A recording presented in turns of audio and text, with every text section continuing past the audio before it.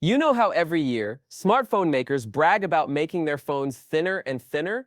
Well, here's a wild twist. Samsung's new Galaxy S26 Ultra might just be the first to actually fix one of the biggest annoyances that comes with going slim, the chunky camera bump.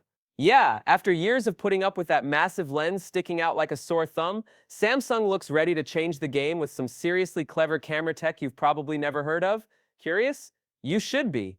Welcome back, viewers. Sam here. If you love staying ahead in tech, smash that like button, share this video, and subscribe for more insider updates coming your way.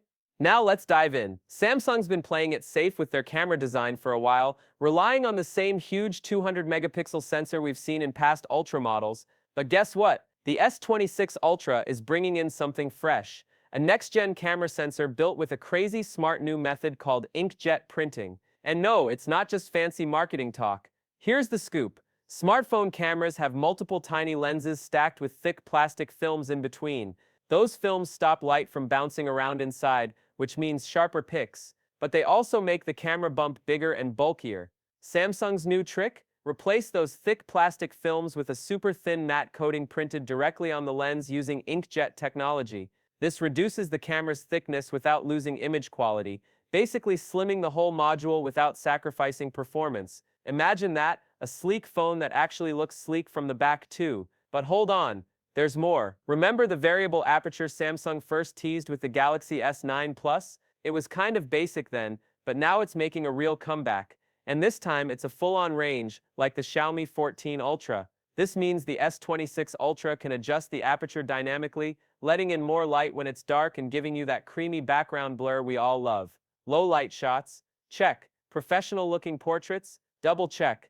Oh, and rumor has it Samsung might ditch the old 3x zoom periscope lens in favor of a gigantic 200 megapixel periscope that handles everything, close or far. Vivo's already doing something like this with their X200 Ultra, and it's impressive. Samsung's testing this, but we'll have to wait and see if it makes the final cut. Keep your fingers crossed. As for the regular S26 and S26 Plus, no 200 MP sensors here, but they're not being ignored. Samsung is upgrading their 50 MP sensors with fresh tech from their GN lineup, which means sharper photos even if the megapixel count isn't soaring. Okay, shifting gears. The battery.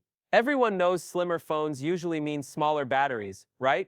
Well, Samsung might have cracked a clever workaround here too. Forget silicon carbon batteries. The buzz is they're using a new Suzanne battery design that swaps out plastic casings for stainless steel. Why care? Because stainless steel packs energy more efficiently, keeps the battery cooler, and prevents swelling.